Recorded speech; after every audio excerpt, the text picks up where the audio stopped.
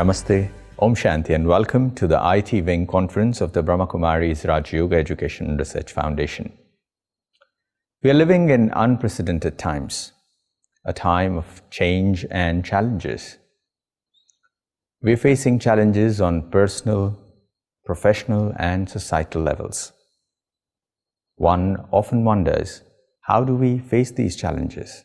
How do we come out of these challenges? What do we require? One of the raising issues that people now face is the mental health, and it is natural for me to be concerned about my own mental health, physical health, and those of my loved ones.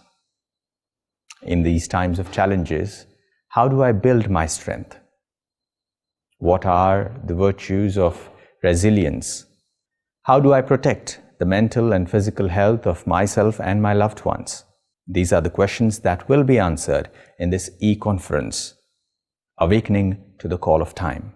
It is indeed our pleasure and an honor to have Dadi Ratanmohini ji with us.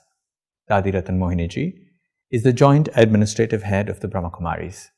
She came to the Brahma Kumaris at a tender age of 9, and all through her life she has been a teacher of meditation. She is an accomplished yogi, and she is known for her enchanting simplicity. Let us listen to blessings from Dadi ji on the occasion of this conference. Om Shanti. अपनी दैनिक व्यस्त दिनचर्या में से समय निकालकर दुनिया के विभिन्न हिस्सों से इस कार्यक्रम में जुड़ने के लिए हम आपका हार्दिक अभिनंदन करते हैं। हालांकि इस गंभीर वैश्विक आपदा के समय में हर किसी से व्यक्तिगत तौर पर भेंट कर पाना संभव नहीं है, लेकिन कंप्यूटर और सूचना तकनीक की सहायता से आपसे मिलकर प्रसन्नता हो रही है। आईटी ने हमेशा इन टाइम यानी समय पर दुनिया की मदद की है। जीवन की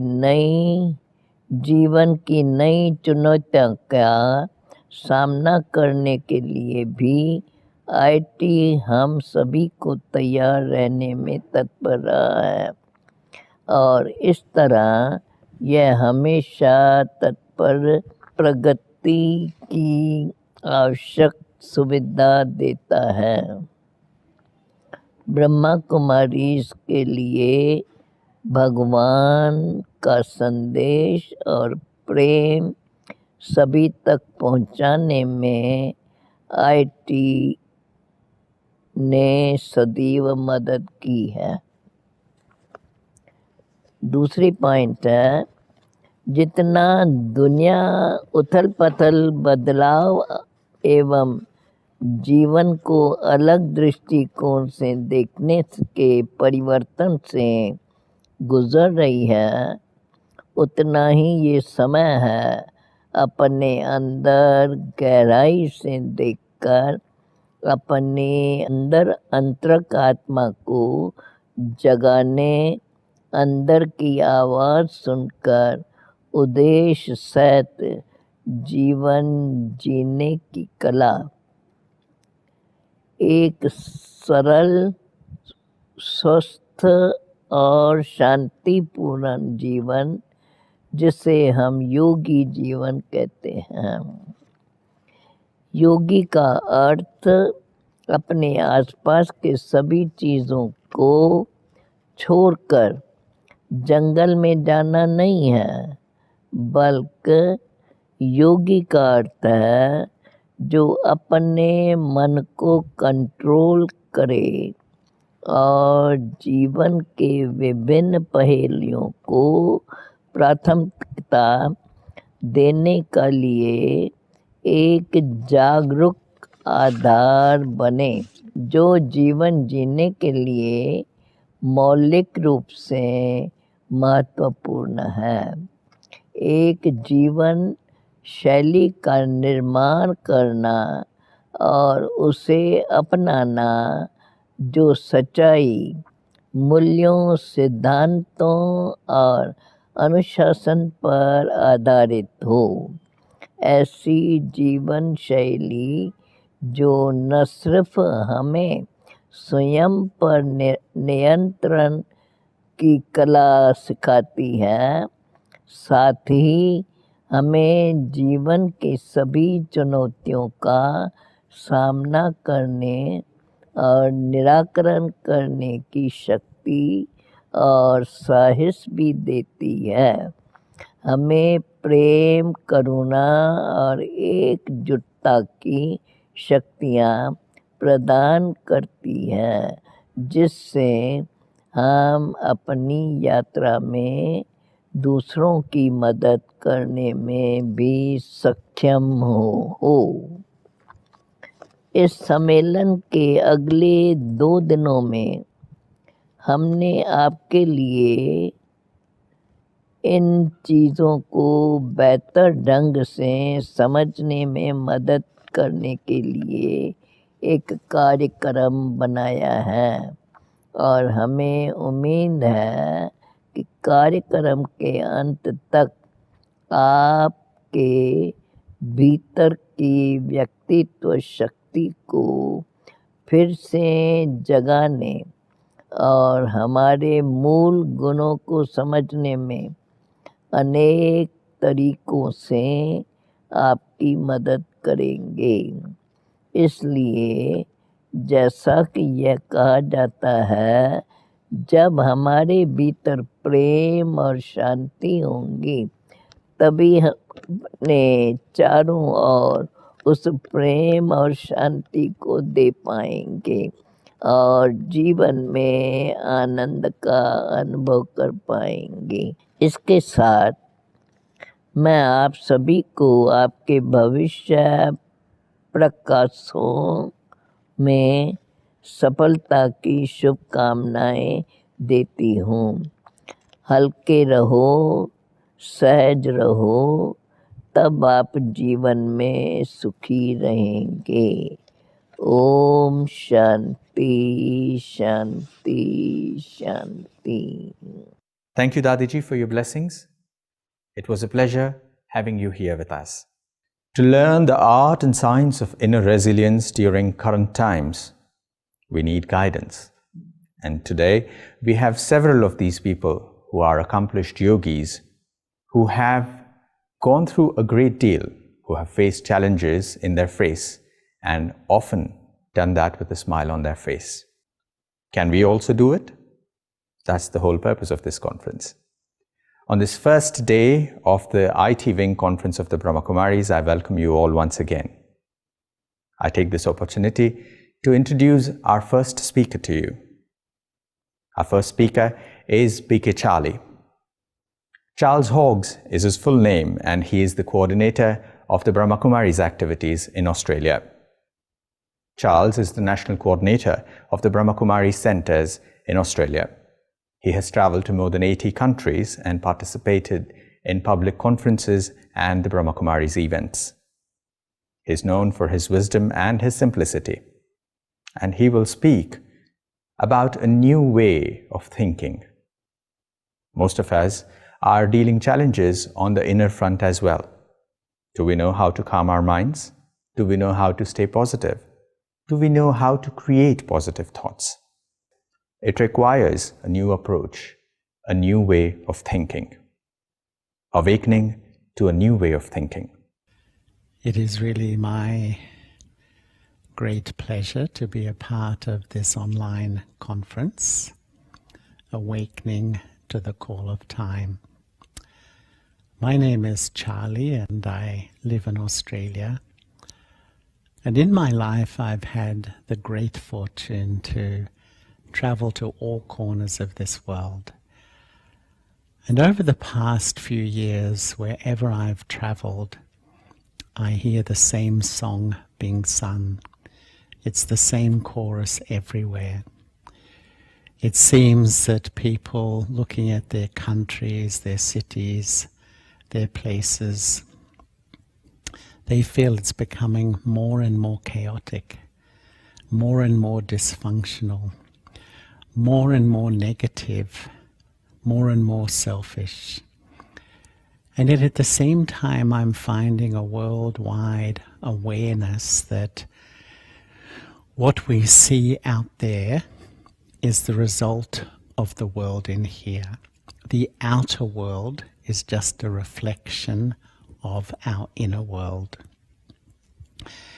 And I feel that the collective mind of humanity, when it's full of greed, then we see this materialistic culture which has taken over our planet and is destroying our world around us. When the collective mind of humanity is really full of ego, it's like we see a world full of self-interest and a lack of care and love for each other. When we see the collective mind of humanity full of anger, we see a world of so much conflict and differences and violence. And I think that many people are now awakening to a new way of thinking. We're beginning to see that just as when the collective mind of humanity is so negative, what we are seeing outside is a very negative world. But when the collective mind of humanity becomes more positive, that will also reflect in the world around us. If the collective mind becomes more peaceful, when we as individuals taste peace, this is going to flow into our family, into our networks, into our world. When the collective mind starts to feel more self-value and self-respect, then that most essential quality to create a positive world of respect will be seen more in our family life, in our working life, and in our world. And when the collective mind of humanity tastes what I often feel is the first human right, to feel more love in life, then that's also going to create a world where there's a much more love seen in our relationships and around us. And so we live in this extraordinary world, this incredible world. 7.8 billion people, 195 countries, 6,500 languages, numerous rich and magnificent cultures, and complex political systems, economic systems, social systems, family systems. But that is the world outside. That is the seen world. There's another world which I call the unseen world. It's our thought system. And I would say our thought system, this unseen world, is even more influential than the seen world outside of us. And we're seeing a world with so many problems, so many issues. And we're seeing governments, United Nations organizations spending literally trillions of dollars to fix all the problems out there. But I often see it like a doctor. A patient comes with a rash on their hand. They give an ointment for the rash. But they don't go to the problem, the seed of the problem. Where has that rash been fed from? Where did that rash originate from? And what I see is that all the problems in the seen world begin in the unseen world, the thought system of humanity. And when the thought system of humanity is absolutely polluted with self-interest, greed, hatred, anger, fear, and a lot more, then when it flows into the seen world, we get this chaotic world in which we're living. And I feel that this conference is awakening to the call of time, that unless we as individuals take responsibility for our unseen world, our thinking, that's polluting me, how I feel, my body, my family, and the world around me. Unless we take responsibility, I don't think our seen world, our chaotic world out there is going to change much.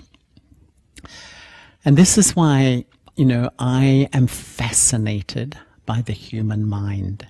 I find it extraordinary that most of us go to university, go to school, we study so much. But how much do we really know or learn about our mind and how it works? We learn about the external world, the seen world, but we don't learn about our internal world, our unseen world. And this is really, I think, the seed of all our issues at the moment. And I often feel my whole life meets in my mind.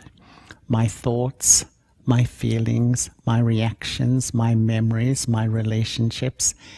My whole life meets in my mind. How important is my mind? And it's my mind that holds the energy of thought, this unseen world which is influencing absolutely everything on this planet. And when we look at the human mind, it's incredible. Some scientists say that in a waking day we create 70,000 unique thought patterns. I often quote that figure, but I have no idea how they counted them. But it doesn't matter because we know we all think a lot. Other scientists say that we can speak 125 words a minute, but we think about 500. I think, as you know, that when you're talking to somebody, how many jobs is your mind doing at that time?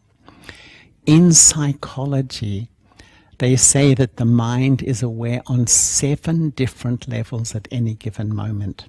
What an extraordinary instrument.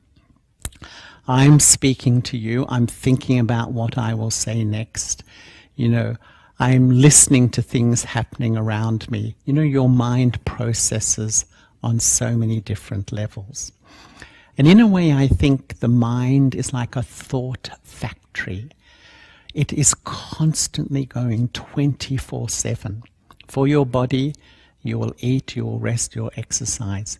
Your mind just goes 24/7 non-stop, and it's pumping thoughts into the atmosphere, influencing the seen world. And this is why I think this Awakening online conference is so important, because it's going to make all of us aware that my unseen world, the world I often think is private, is actually not private. It is influencing the atmosphere around me. And the incredible thing about a human thought is that it's beyond time and space. Light travels at 186,000 miles a second. Thought is instant. You think a thought, wherever you sit, it can be on the other side of the world at the same time. So we're starting to unpack the extraordinary nature of thought power. And I often think of our internal world like a tree. My thought world, if I can put it, this unseen world is like a tree. A tree has a seed, then roots, a trunk, branches, and then leaves, twigs and leaves. And the way I look at my inner world is that the leaves are like the thoughts, but the leaves are the end product on a tree. What is feeding the leaves? It's the branches, the trunk, the roots, and even the seed. And so if we really want a new way of thinking, we've got to go to the essence of my thought tree and see what is the most influential things on my thinking and my feeling. Where is the seed, and what is the seed and the roots that are really influencing my thinking? Because when I bring change there, I can change my unseen world, and my unseen world is going to start to influence the seen world. So let's begin at the top of the tree, at the leaves. The leaves are like my thoughts, and the twigs are like my thought streams or my feelings. My experience myself and talking to so many people, that often we react to certain thoughts we have. We have chronic negative thoughts about myself, about others. So I try to pluck them from my mind. And sometimes with a little bit of attention, it's possible. But the law says, pluck out one thought and 10 more grow. And I've talked to many people who really genuinely want to improve their thinking, but they find they fix one little thought system there, and so many other thought systems begin to grow. And what I began to observe when I began my own spiritual journey was that my mind is like a sacred space. My mind is my world, but there's gateways into my mind. My eyes, I see through my eyes. I see bad behavior. I let it through my eyes into my mind, drives my thinking. I hear negative words and criticisms. I let it through my ears, drives my thinking. So we who are so educated, we who have so much knowledge, sometimes are like slaves in our own mind. The external world is driving my thinking. And that's why one of the greatest problems today is overthinking. We can't stop to the point we can't even sleep. So let's now go down. What is beginning to feed my thoughts? I would say the branches are feeding the leaves on the tree. The branches are my mental and emotional thought patterns that actually begin to drive a lot of thinking also. There's two main branches, I would say, in my thought tree. One is the past, dwelling on the past, and the other is having anxious thoughts about the future. And these are very powerful branches in my tree of consciousness. And you know, some psychologists say that 70% of our thinking is about the past, dwelling, ruminating on what happened, how I've been treated. And today I'd say, because the future is so uncertain, there's increasing anxiety and thoughts about the future. So they're producing a lot of thoughts. But there's many, many sub-branches, many mental and emotional patterns which are feeding more leaves and more thoughts. Sometimes my perfectionist nature, you know, where unless things are perfect, I feel disappointed. I have these unrealistic expectations. And because we're rarely perfect, we feel permanently disappointed with myself and others around me. Sometimes there's like the pattern of paranoia, where I start to read meaning into what people say and what happens around me. I read this unusual meaning. And so that also feeds so much thought. Or I have these video reels, you know.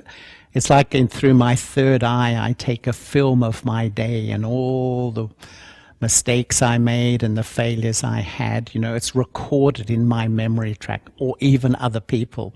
I take a video of all the mistakes and failures of them, and that begins to run in the eye of my mind. And so many, numerous mental and emotional thought patterns we have. But what's feeding my thought patterns, my mental, emotional thought patterns, which are feeding the thought tree? I would say the trunk. And the trunk is like my subconscious. My subconscious is the recording of all my past actions, behaviors, and experiences are beautifully recorded in my subconscious. And Freud once said that he believed that 80 to 90% of our behavior is fed by my subconscious. I'm sure you've had the experience that you've woken up in a morning and you've said to yourself, today I'm going to be so kind and so loving to those around me. And in 2 minutes, a behavior, a feeling comes inside, so angry or so negative, and you wonder, who's in control here? I want to be loving and kind, and yet there's something in me which is making me behave differently. This is my subconscious. So we've gone from our thoughts to our branches to the trunk, my subconscious. But let's go to the roots. And we're starting to go to the seed of influence of my thinking. And I would say the roots is my sense of identity. Who am I? This is a massive influence on my thinking, my sense of self, my sense of identity, my sense of self-awareness. And when I look at me and my sense of self-awareness, I see 3 personalities inside of me. And I would say 2 of them create chronic negative thinking. And when these personalities rule my inner world, they influence my whole thinking tree. One of them starts to create a sense of peace and self-respect. And these 2 negative personalities are born out of my temporary identity. When I start to think of myself as a temporary body and all the labels of my body, it produces the first personality, which is the I of arrogance or the I of superiority. And when this I rules my thought system, my thought tree, I compare with others and I begin to think, I am better, I know more, I am right. And when it comes into my feelings, that's when I feel so easily insulted, disrespected, not valued, excluded, sensitive, and a whole lot more. And so what we're beginning to see, that when my false identity, and what is ego? Ego is an attachment to a temporary or false sense of who I am. And so when ego is the seed of my tree, it grows a trunk. I say the roots of my tree, it grows a trunk, branches and thoughts which are distorted and dysfunctional. But often ego is a cover for the second I, which is the I of inferiority or the I of lack of self-respect. And when this I is ruling in my system, I compare and I think that others are better, others know more, others don't love me, others don't value me, others don't respect me. And when it comes into my feelings, I feel hopeless, inadequate, unworthy, inferior, and I would say depressed. And so the seed, the roots of a false identity, and it grows into influencing all parts of my inner world. The third I is the original I, the soul. And so when I start to identify with my permanent self, the self that's lived before this body and will live after this body, I, the soul, the point of life energy that sits in the front of the brain. And when I start to identify and experience who I am, I release my natural state, which is peace. And I often say that the aim of meditation is not to be peaceful. That's the result.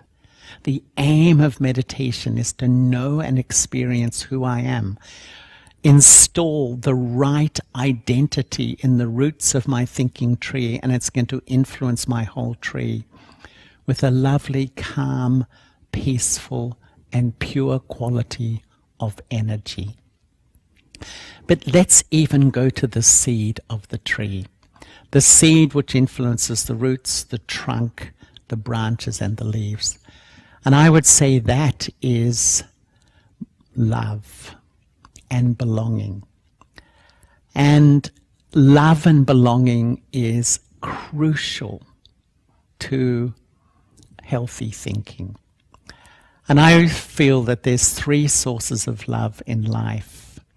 They are from me, from God, and from others. For most of us, not much love coming from me, for me. And in terms of God, I think that many of us have faith in God, a belief in God, but wouldn't really say we feel loved by God, feel that deep, belonging and love. And so my main source of love is my family and friends. If there's a loss, if there's a conflict, it's like my whole world goes into upheaval. What is spirituality? What is the awakening we need in the self? To build 2 things. To have a loving relationship with myself as a soul, and a loving relationship with God as the Supreme Soul. And I find that when I install that feeling of love and belonging, and for me, it's when I, the soul, look through the eye of my mind, I see the radiant jewel of the divine, of God. And when I feel loved, that love enters the core of my being. This is the absolute seed of change within my whole thought tree. This love begins to nurture a whole different feeling inside of me. And so what this conference is going to do, this online conference, is going to take me through all the layers of the tree, from my thoughts into my mental and emotional patterns. And then it's going to go deeper into my subconscious, but then even deeper to my sense of self and my sense of who I belong to. And when I really learn to redevelop a loving relationship with myself and a loving relationship with God, that energy starts to influence my thought tree. And then that thought energy, my inner world, will start to influence my family, my workplace, and the world around me. And so this is really a wonderful beginning. And I feel that if we can stick with all the sessions, we will learn how to really awaken a new type of thinking in my mind. Sow different seed and different roots. It's going to influence each and every part of my life, I would say, in a very, very positive and beneficial way. So I'd really like to wish you all the best for a meaningful and wonderful online event. And before I leave you, I want to invite all of you for a few minutes of quiet reflection. And I'm just going to offer a few thoughts. And as I do, I would really appreciate if you can sit still, wherever you may be, put down phones, put aside distractions, and be present. Because the call of time is that unless we learn about ourselves, unless we begin to change ourselves, really our world around us is not going to change.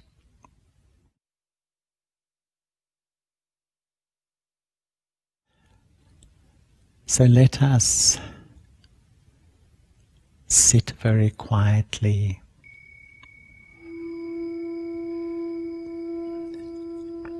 and observe the world around us. A world in upheaval. Time is calling us to look behind the outer world, and for each one of us to look to our inner world, the unseen world of thoughts and feelings, and begin to see that our collective inner world is influencing our outer world and creating what we are seeing. If I want to contribute to a better world, I need to take responsibility for my thinking. I need to create a new thinking. To begin this new thinking, visualize your permanent self, the original self. I, the eternal soul. Just a tiny spark of life energy sitting lightly in the forehead.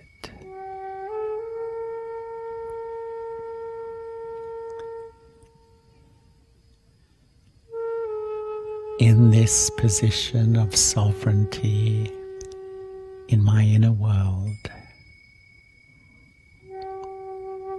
just feel yourself letting go, stepping back, withdrawing from all the labels, the temporary labels of your body. I am a peaceful soul.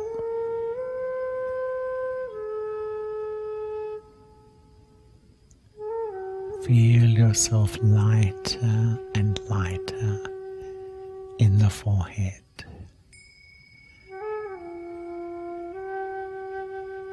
And in this state of self-awareness, begin to observe your mind cooling down. You feeling more settled, and my sense of love and respect for myself beginning to grow.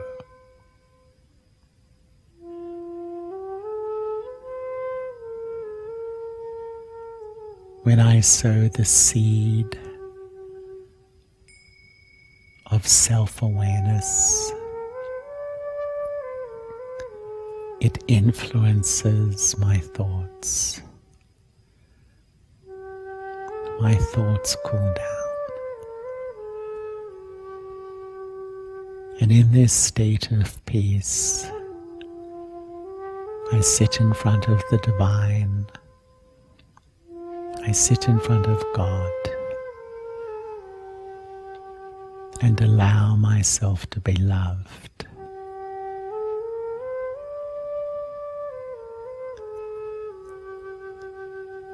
Feel this love entering the core of your being, and watch how your whole inner world feels so still, so silent, so sweet. It's like I have what I need. I feel true love and belonging.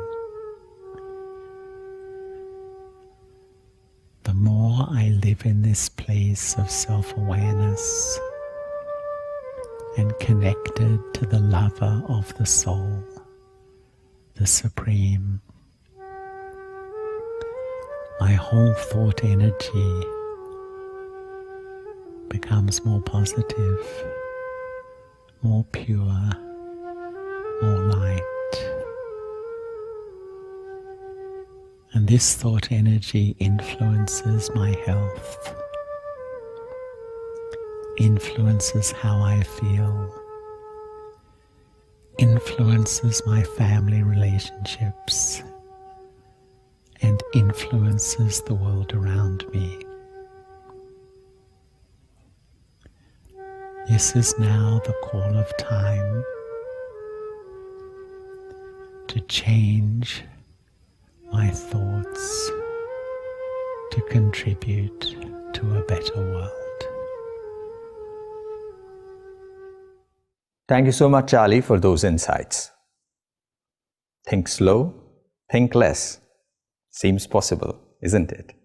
And after all, our inherent positivity has not gone out anywhere. It lies within. If we seek out on the inner journey, we could always tap into its resources. And this new way of thinking, I believe, will transform the way we live our lives too. Thank you once again, Charlie, for sharing those insights with us. If it had been a normal circumstance, most of you would be visiting the Brahma Kumaris headquarters to attend this conference in the lush green mountains of Aravallis. But nonetheless, we have brought the same tranquil atmosphere to your homes. We have brought the Raja Yogis who create that atmosphere. We have understood that it is the human mind that creates the environment around. We have understood that the yogis have created such an aura around them that going in their presence itself helps us soothe our minds. Why does it happen? Can we all do that? Is it possible to learn the same things? And with the same aim, in this conference we have also made it a part to learn Raja Yoga meditation. Many of our friends who would visit Mount Abu have often taken this opportunity to introduce themselves to Raja Yoga. Meditation, as we all simply call it, is an art that we can all master.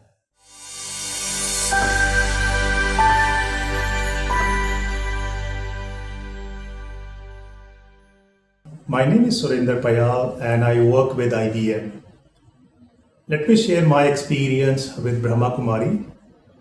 So, my journey started last year when I was exploring about meditation. And in fact, I have been to different places to learn about meditation. However, I was still not satisfied because sitting in a silence for a long, it was not at all easy. So finally, through one of my friend, I have connected with one of the BK Saviti Didi. She taught me 3 days program where I learned Raj Yoga meditation. She also sent me an invitation to join one of the largest IT conference which happened last year in Mount Abu.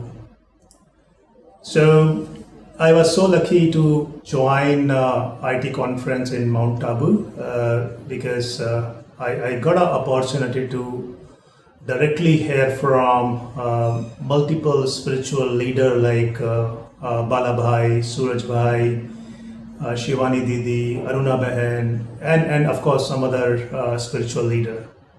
And I was also very lucky to see Dadi Janki face to face.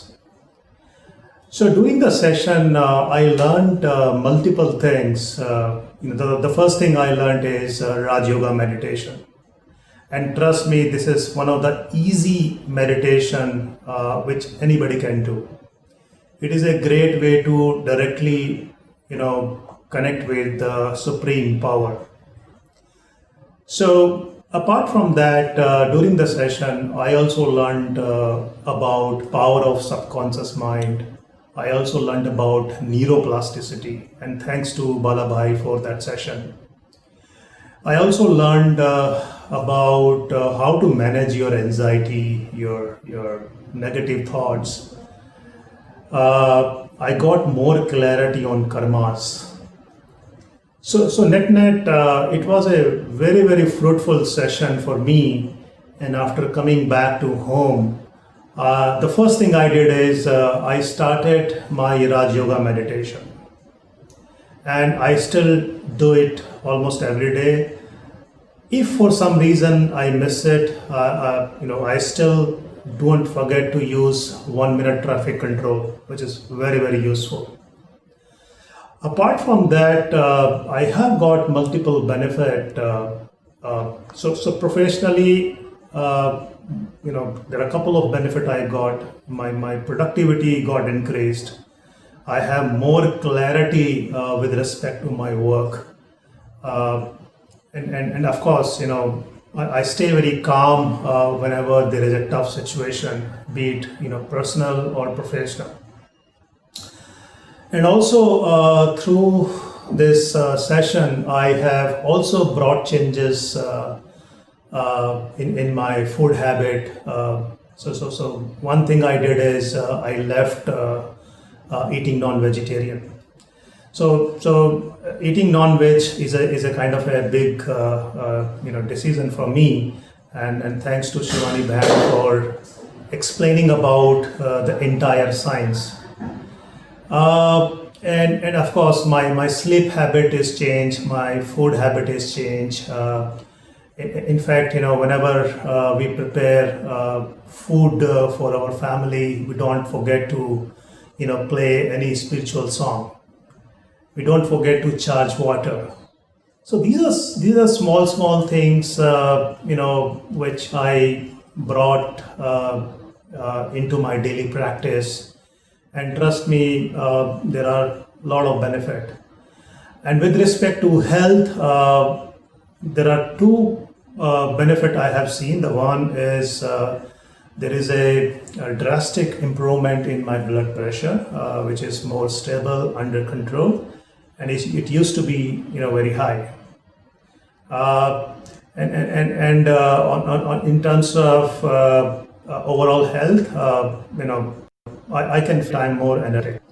So these are the journey as of now, and it's just a start. I'm in the first step, and there is long way to go. Thank you.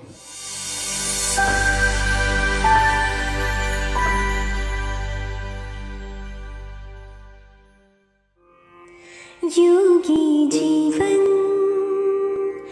जी कर देखो, योगी जीवन जी कर देखो,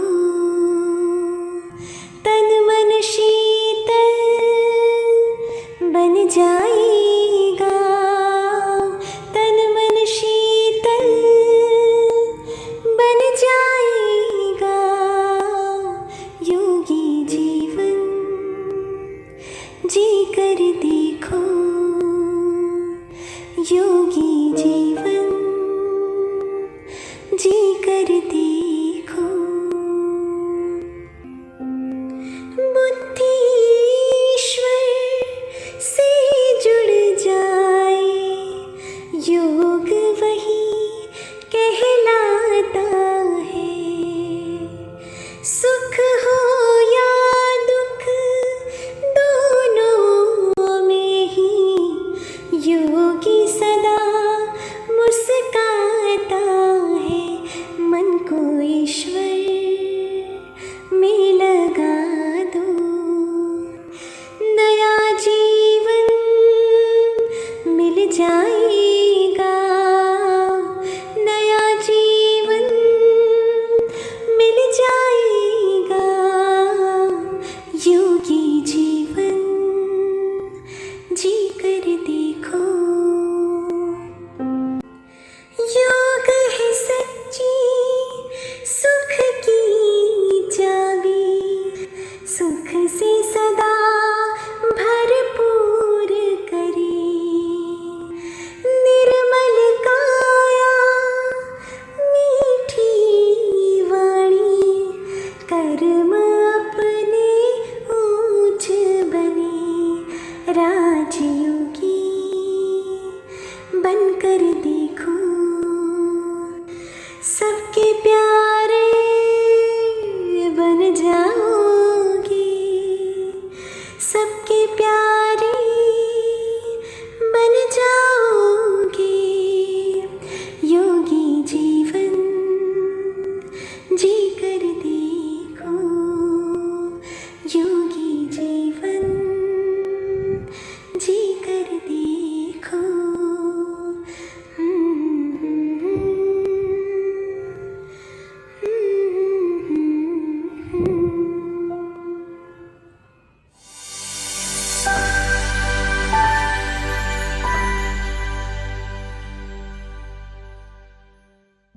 Shanti. It's so wonderful to see you all join on this 3-day journey towards bliss, happiness, and inner peace. This is my third IT conference at the Brahma Kumaris. The first two were in the beautiful settings of Shanti 1 and Mount Abu. This one is digital. And it is such a reflection of the times that we are in. We are physically locked up and limited in so many ways. But there has been never a better time to experience the freedom of connecting with our inner self. And there has been no better time for inner transformation. The external situation is something we don't have any control over. We don't know when this situation is going to come to an end or how bad it can become. But how we are internally is absolutely in our control. These times have given us such a great opportunity to take a pause and reflect on our lives. Have we all lived a life that we wanted to live? Do I have the inner resilience to withstand turbulent times? Are my thoughts pure and positive? Am I having a positive impact on the people around us, the community that I live in, and the planet that I'm very much a part of? Given this lockdown, we may not be able to respond to the needs of our community and the planet. But the one journey that we all can undertake is the journey of self-transformation. Be the change that you want to be. Only when we can transform ourselves can the journey of transformation and healing begin for the planet. So let us use the next 3 days to strengthen our journey of self-transformation. During my earlier 2 retreats, I learned such simple yet powerful techniques to manage the inner self. I once again look forward to reaffirming these learnings and recharging myself. I wish to express my gratitude to all the teachers and the volunteers who've put this together. And I wish you all a transformative 3 days. Om Shanti. As a part of meditation lessons, we have 5 masters who will impart the basic lessons of meditation. Since it is the part of the conference, I would introduce you to the first speaker who will deliver the first lesson. We have Sister Radhika with us, who is a postgraduate in psychology, and she has been a meditation teacher for more than 20 years of her life. She will talk about the first and basic lesson of meditation, about this primordial question of who am I, our real identity. Over to Sister Radhika. Om Shanti. So today, now I'm going to start the first class of meditation, recognizing your own spiritual identity. It is so important that I take care of myself now. I'm not saying that, this being selfish, that, it's not about being selfish, that I don't care about anybody around me. No, I need to, when I say I have to take care of myself, let me just put it across to you. Let me put across a question to you. Suppose I tell you, sit back and think about yourself. I'll just tell you, just think about yourself. And you do sit back and you start thinking about yourself, right? For a while. And then I ask you, okay, can you tell me what you were thinking about? And I might ask you, okay, you were thinking about yourself. So were you thinking about your 2 lungs and 2 kidneys and your intestines and your heart and your eyes and your nose? You say, not at all, sister. What are you speaking? Why would I think about my organs? Yeah. So I said, no, you said you were thinking about yourself. I said, no, I was thinking about myself, my feelings, my fear, my anxiety, my understanding about life. What is it? My future is going to be. What am I doing? My family. I haven't thought about my organs and all that. For a very normal, people around, if you ask them to think about themselves, they never think about the organs or the body. That's exactly why I have to understand, who am I really? And for all you know, you can ask in any language all over the world, nobody says I body. Nobody says that. You say Telugu, English, Hindi. These are 3 languages I know. In that you never say, मैं शरीर, नेनु शरीरमु, I body. my body, na shariramo, mera sharir. It's always referred to something as something that belongs to me. Like I am opposite, like I'm separate, not opposite. I'm separate from this, and I'm the owner, and this is my possession. Like, for example, you can take this mobile, right? And when you take this mobile, and I'll just say, this is my mobile. You say, it's yours, fine, no question about that. Now, I own it, I possess it, I use it, right? Am I the mobile phone? No, I own it. This is something that belongs to me. I'm not the phone. Yeah, and this is destructible. It can work for some time, it might go. So I'm not the mobile. In the same way, when I see this body, I say, my body. I own it, I possess it, I use it. Am I the body? No. I have a body. See, if I burn my finger, I'll call out with pain. No, so my purpose is really paining. It's burning. You would see if someone dies, they in different religions do different ceremonies. So you would burn, you would bury. Nobody would say, "Stop it! Don't do this to me." Nobody says that. So there's someone who says this is paining, this is burning, this is good, this is bad. Don't treat me this way. I feel unhappy. I feel happy. The one who responds, gives us responses, and the one who experiences is not there. This very first lesson I think I must have had when I was a kid. When I was 3, my great-grandfather died. It seems I've never seen him walk. He was always on the bed, and my grandmother would take care of him. My grandmother was his daughter-in-law.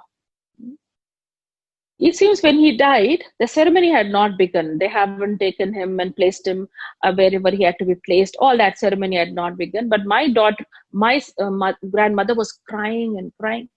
And it seems I kept on going to her and asking her why she's crying. And it seems my grandmother would continuously give me the same reply, your great-grandfather is gone. Your great-grandfather is gone. And it seems I kept asking the same question again and again, who's gone, who's gone? And she kept telling the same answer. It seems my aunts pulled me away and my mother, they pulled me away because the thing is, I wouldn't understand because I would still see him lying down on the bed like he used to always. You know, he was paralyzed. So he was always on the bed. So I can't understand when she's saying he's gone because I can still see him there. There are so many chemicals in this world that we can preserve a body and keep it. We can really keep it. This is someone we love. We can keep it in the house as it is and watch it every day. Nobody does that. Some people don't even bring the body inside the house. They put it outside and they finish all the ceremony outside itself. So the question is, the thing is, if that is the one whom I was connected to all this life, why am I not preserving it in my house? And even though I can see that body right in front of me, why am I saying he's gone? Who is gone? The one who talks to me through the body is gone. The one who gave me these qualities and experiences through the body is gone. That is why when people come and someone dies, they only talk about qualities. They never come up there and say, oh my God, what a lovely nose he had. Nobody talks like that. That is not good. If somebody talks about any physical attributes, you talk about, oh, what a lovely person he was. He was so good. He was so supportive. These were his last words. They all talk about qualities. The attitude, his personality, his contribution to the world. It's all about something that it's not visible in any part of the body. I mean, it's not connected to the body at all.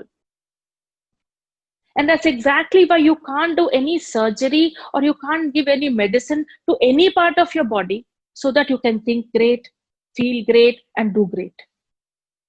There's absolutely no surgery at all. That suddenly I want to think positive. Somebody was telling me, I wish there was a surgery system. I'll get it done and all my negative thinking would go and I'll start thinking positive. I said, if such a surgery would exist, I think everybody would go and get it done without any problem. isn't it? So no organ, anything that you do in this body is not going to change my attitude and my tendencies and my personality. So where do all these qualities and attitude and thoughts and feelings emerge from? Where do they come from? Now the people would say it's coming from the brain. Now brain is also a lump of flesh, right? It is like a computer. Of course, it's a very complicated organ. It's got so many. I mean, a professional doctor the doctor would tell you that what all that it can do and how great the organ is. But the thing is, however great it is, if it's a computer, it's got a whole lot of mechanisms and capabilities. There has to be a programmer, no? And programmer is who you are. So we all have the same brains. Now, let us say you take Einstein's brain and put it in your brain. You're not going to become that intelligent. It doesn't work like that. The brain itself is not a great thing. How someone used it. And who is that someone? Is the programmer. The programmer is the energy. In this body, with its organs, is matter. Who am I? Am I the matter or am I the energy? Matter can be destroyed and transformed into any form. Energy can neither be created nor destroyed. It's eternal. You can compare it to a car and a driver. Am I the car or am I the driver? If there's been an accident, someone is, has been drinking quite a little bit and there's been an accident, and you see that, the car just, did something that another person got hurt. So would they keep the car in a prison or the driver in the prison? The driver, no? You can't blame the car. Oh my God, this car is so bad. How did it, cause this accident? No, the driver. They'll call the driver and say, why were you driving it like that? So if you compare this body to a car, the one who is making this body move is the soul, the driver. The point of light right behind your forehead. That is why there is a ritual that as soon as you go to a temple, you should apply the tilak here to remind yourself that you're a soul, because God doesn't see your car. He doesn't see your body. He sees you. That is the soul. And they say, leave your slippers outside. Don't take your shoes inside. You should leave it outside, because all the slippers and shoes represent, it's all made with leather, that is skin. It's compared to skin. So they say, leave your skin outside. They say, leave your body outside. We can't literally leave our body outside. So we leave our slippers and shoes outside. Just with that understanding that, God, I'm leaving my body outside and I'm coming and meeting you as a soul. And I break a coconut. And why do I have to break a coconut? Because the outside is the shell, that is the body. And what is inside is the white part. The coconut is who I am, the soul. And God, what can I give you from this shell, this body? Can I give you my car, my house, my money? What will you do with that? No? So I'm giving you my devotion, my dedication, my love for you. So that's what they take the coconut water and they do like this. This is what I offer to you. I can't give you anything from here.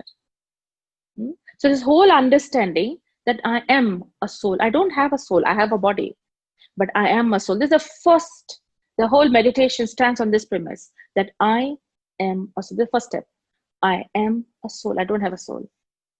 I am a soul, a point of light right behind my forehead. Yeah, you can't see with these physical eyes because the soul is a non-physical entity. It's a spiritual being. And how do you know that you're a soul? Because you know it. You're thinking, you're feeling, you're understanding. Yeah? And this is not a work. How do you say, where do thoughts come from? I mean, it doesn't come from a lung or a brain or anything. How come I think so different from you? It's the same kind of a brain with cerebellum, or the same components. How come you're thinking different and I'm thinking so different? How come you can do such great job and have such a great personality, and why somebody else doesn't? It's not the brain. It is the soul that determines it. The soul is a point of light. Like how you have the, when you go to a temple or anywhere, they always give you chandan to apply, cool. Even in homes, when you have some ceremonies or something like that, they always give you chandan to apply. And the meaning is a thing that I'm a soul, but chandan, the sandalwood paste, represents the coolness of the soul. That is the original nature of the soul. Any soul in this whole world, German or American or Ethiopian, wherever, all souls are originally cool. Can we be angry throughout the whole day? Even if we try, we cannot. We come back to peace. Oh my God, why did I unnecessarily, say all that? Why did I get into that conversation at all? It's unnecessary. I can get angry, I can get irritated, I can get all perturbed and frustrated and come back to peace. Why am I doing this? Because peace is my nature. The soul's nature is peace. When a child is born, we have this a course, it's called developmental psychology. They just study the whole process of the child from the time the child is born to the time when the child grows up. So they say, what are all the signs, So they say once the child is like 2 months or whatever, the child is able to recognize the parent and smile and reciprocate and respond, Nowhere is written by the time the child is 3, it will show the traits of anger. And when it's 3 months old, it will show some jealousy. These are not the traits which you have to look for. The beginning is always very positive. Like if in a better way to put it across to you, it's like, let's say our body temperature, it's like, I don't know what is the right temperature, it's 98 point something is a normal temperature. But even if you get to 99, you don't feel really good. You don't feel very comfortable. You feel a little fatigue. You feel like lying down, So it's going beyond what is normal, say, that you don't feel good. There's something wrong. In the same way, the temperature of the soul is love, peace, happiness, purity, strength, knowledge, bliss. These are all the 7 beautiful qualities that the soul is originally made of. Little bit love you get, you feel so comfortable. Anger, you don't feel comfortable. Because that's not who you are. That's like a disease for the soul. But you're very comfortable with love, very comfortable with peace, very comfortable with happiness, very comfortable with, having the right kind of input of knowledge. You feel very good. But anger, irritation, jealousy, it's very uncomfortable. It's like something that you just don't want to go through it, but you go through it. So the normal temperature of the soul are these 7 qualities, right? Then the question arises, if my original qualities are all this, every soul, whether the soul is in a prison, whether this person is out there a saint, but everybody's original qualities are these. What happens really is the question here, because when I see myself, I'm love and I'm peace and I'm happiness and I'm purity. There's no original quality. I don't experience it in certain circumstances and situations. It's like my nature is only anger. So that's exactly why it's important that I ask myself, what makes a difference? Because we're all originally love, peace, happiness, and everything. So what is the difference? I'll tell you. And after I mention this, I'll give you a meditation experience. Let's see, first thing is, within the soul, like how the body has these components, like we have these organs, we have lungs and kidneys and all that. In the same way, within the soul, there are 3 components. First, the mind. Second, the intellect. The third, the sanskaras. Sanskaras are, in other words, it's tendencies, habit patterns, personality traits, and so on and so forth. Mind is a thinking faculty. We're thinking all the time. There's not even a moment that we're not thinking. There's not even one moment that we're not thinking. We're thinking all the time. Even when we are sleeping, we are thinking. So it is like we see something and we think it's really happening. And we experience it in dreams because we are thinking. But there are about 4 varieties of thoughts in the mind that determines, how we go about our life, whether we are happy or we are not happy, or we are heading towards something good or we are not. It all depends upon the quality of our thoughts. So there are positive thoughts, the negative, the positive thoughts, what they are. Thinking good about everything around, appreciating, counting your blessings. Then negative thoughts, it's like giving up very quickly. This is how it is going to be. I know nothing good is going to happen. I know that. And it's already giving up. And waste thoughts are something you can do nothing about, but you're thinking, why the coronavirus is there? Why should it be? It is there. Somebody was saying the other day, we have to get used to it, sister. We have to take care of ourselves and live with it and not count the time and day and everything. That's what I've come to a conclusion. I'm happier, he's saying. See, so waste thought, you can do nothing. You're not a part of the scientist team to create the vaccine and all that. It's there. Now what to do about ourselves and how to take care of ourselves. Waste thought, you can do nothing about it, but it's going on. 4th, ordinary thoughts. Like, you take thoughts like, I want to do this and I want to do that. You're planning your day. You don't increase or decrease energy. But in waste thoughts, you decrease energy.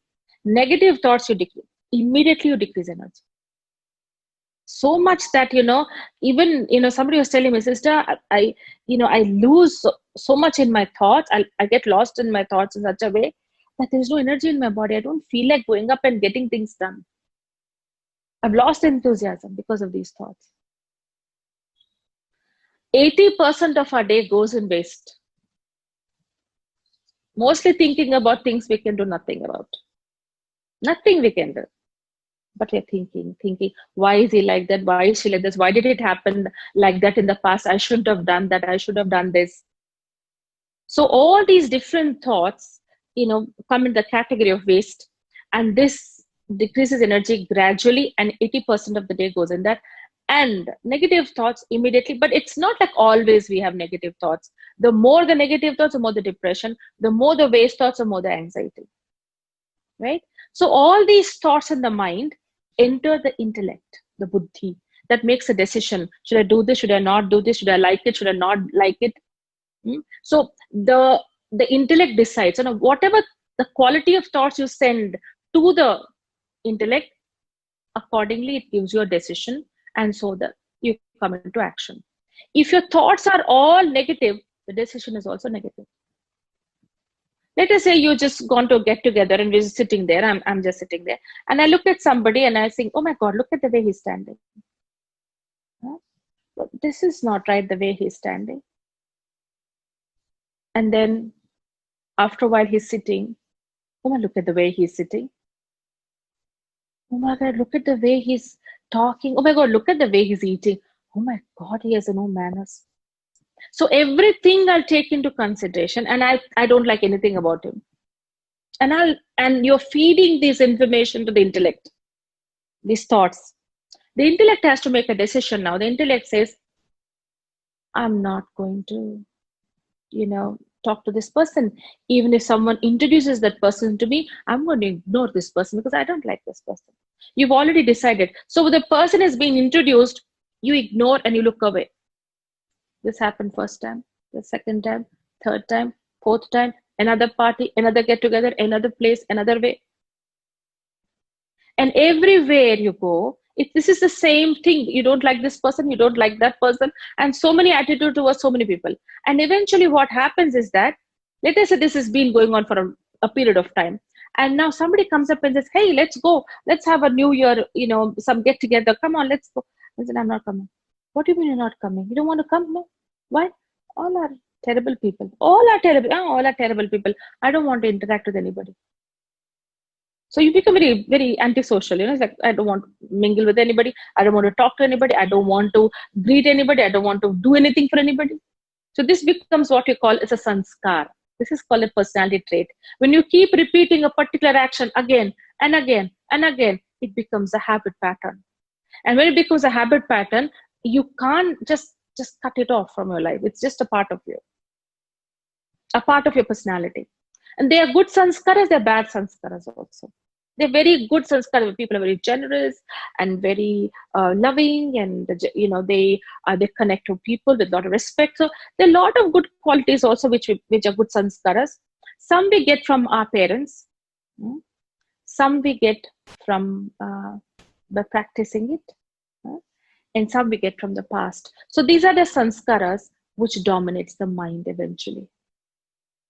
So when we say, I don't want to think like that, but these thoughts keep coming, it's because of a sanskar. The mind is controlled by a habit pattern. So we can't stop thinking. We can't just say, I don't want to think like that. No, the thoughts will go with great force. Because the mind is not the problem, the sanskar is.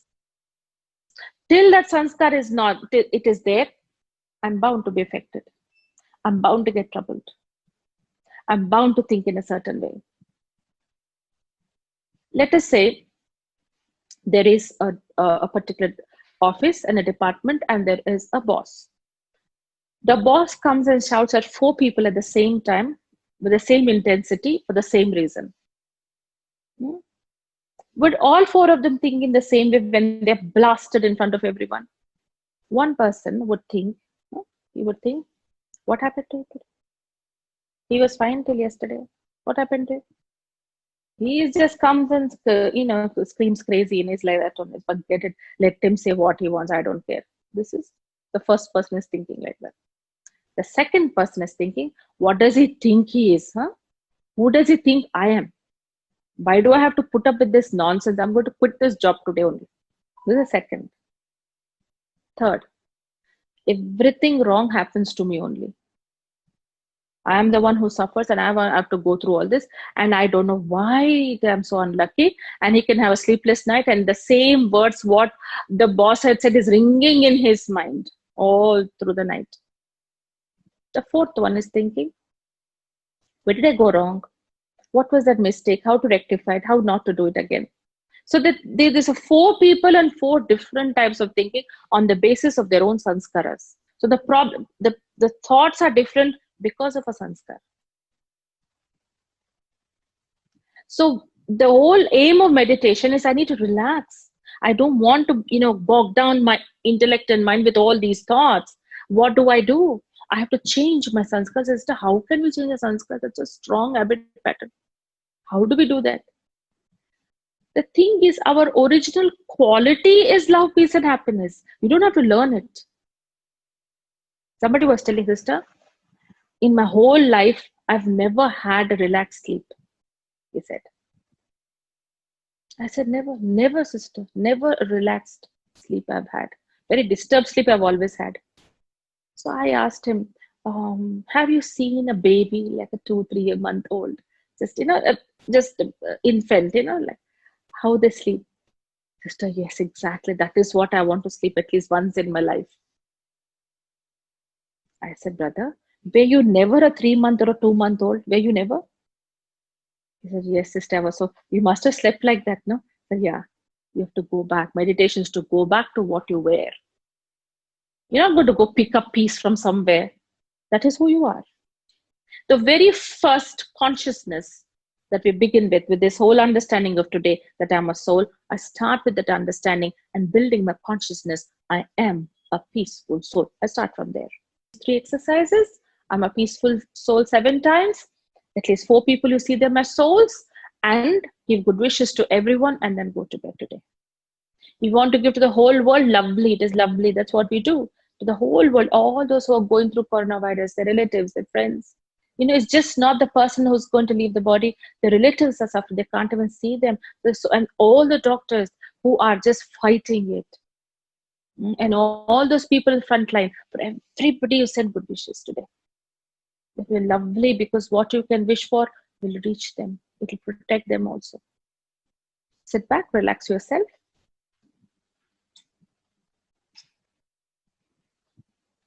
Put all the weight on your feet.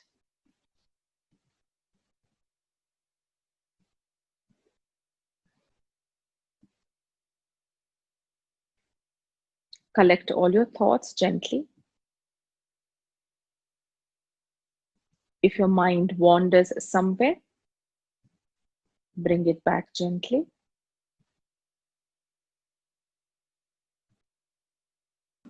and have this sweet conversation with yourself.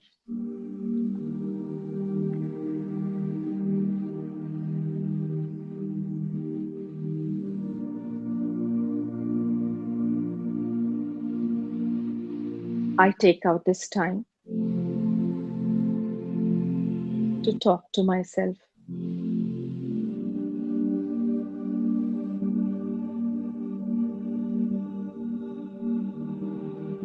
I introduce this silence both around me and also within me.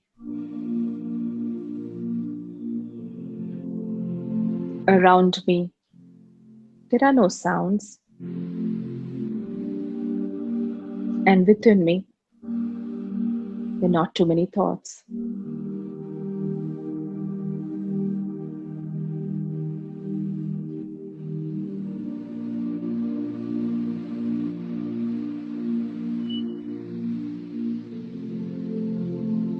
I gently become aware that there is this being of light right behind my forehead. And that is who I truly am.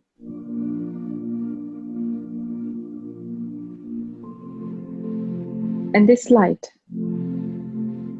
is a living being. And it is I, the soul. And I am the one who's giving life to this body. I'm an eternal, divine life energy. I am a spiritual being. And I use this body to connect to the world. I watch the world through these eyes. I hear through these ears, and I speak through this mouth.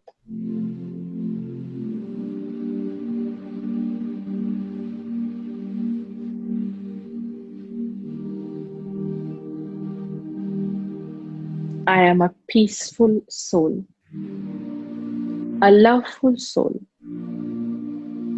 and a powerful soul. This is my original nature.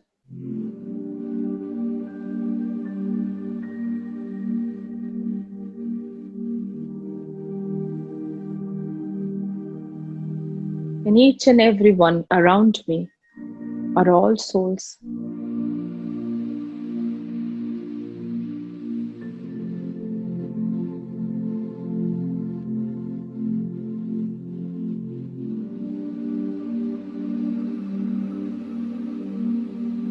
This abundant qualities and treasures which lay latent within me. And I take this moment to wake it and to bring it into my life.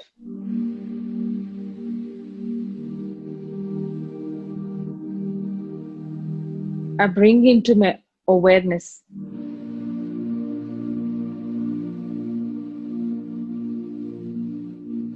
that I have immense strength and capabilities. And I'm originally very beautiful, rich in qualities.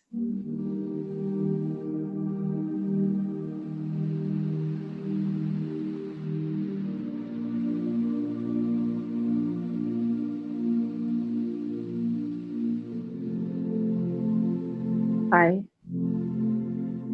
am a soul.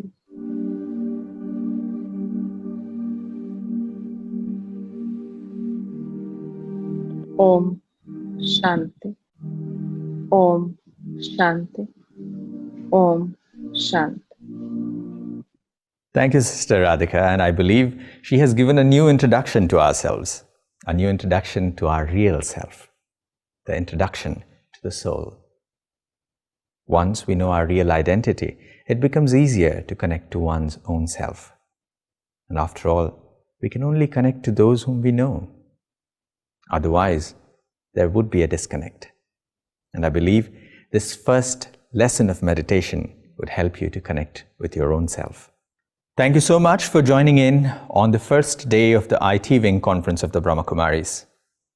I sincerely hope that you enjoyed thoroughly everything that has been said today. Over the 3-day conference, we will explore more such interesting aspects. Thank you so much, and I will see you again tomorrow morning with more interesting topics and with amazing wisdom that is yet to flow. Take care and a good night.